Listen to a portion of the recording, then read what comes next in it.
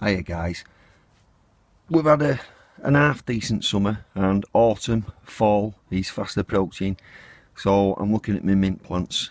Now I've just pulled one out to talk about, but we've got all sorts of different types of mint in their own pots scattered throughout the garden. Now's the time of year really, it's past its best. You want to be thinking about cutting it back so it's ready for the winter, and early autumn is a good time to do it. Now this one here, it's just a common old garden mint. What you normally find is when a plant's labelled as garden mint, it's pretty much like a spearmint. I would say that's the closest to my palate that it tastes like. It's just a bog standard mint.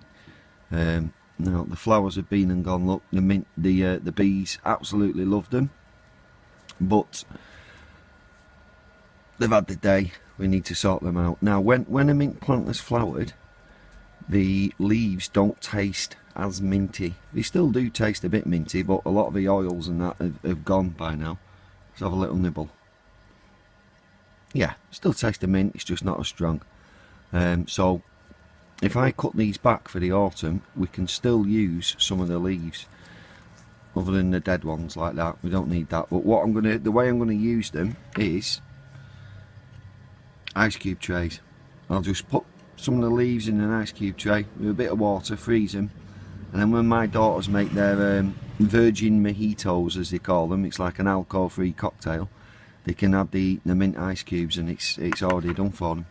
So the way I'm going to do this to cut them back, because you can see that they're really straggly, I'm going to take it down to new growth initially.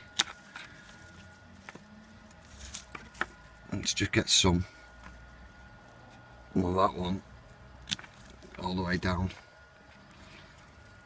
Right, see this one here, I cut it off there and it's got these shoots here. I'm going to leave them for now. It's not going to do any harm. We're not due any bad weather for another couple of months yet, so just leaving a few ones, not going to do too much harm. Right, this one, there's a little bit of new growth just in front of my finger that's wiggling.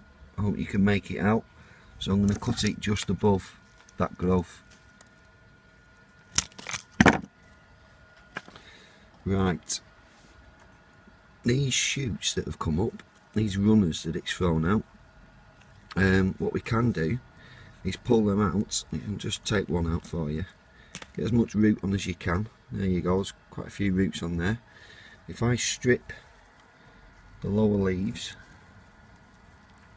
there's no reason why we can't pop this up into some pre-prepared, quite gritty compost, lots of perlite added. And then if I can keep that going in my polytunnel over winter, I mean it will die back a little, but next spring I'll get it back out, that'll go into its own plant, and that in turn will throw its own runners out, so I'll be able to propagate it again. So don't forget a label. I need to write on the label what it was so I don't forget. And there's a few more I can cut down on here. You don't need to see me do all of them. So what I'm going to do now is I will pick through these, get all the good leaves off, chop them up, put them in the ice cube tray, and my daughters will be very grateful for that. So yeah, now's the time you want to be cutting back your mint plants really. Thanks guys. Please subscribe for more free gardening related videos.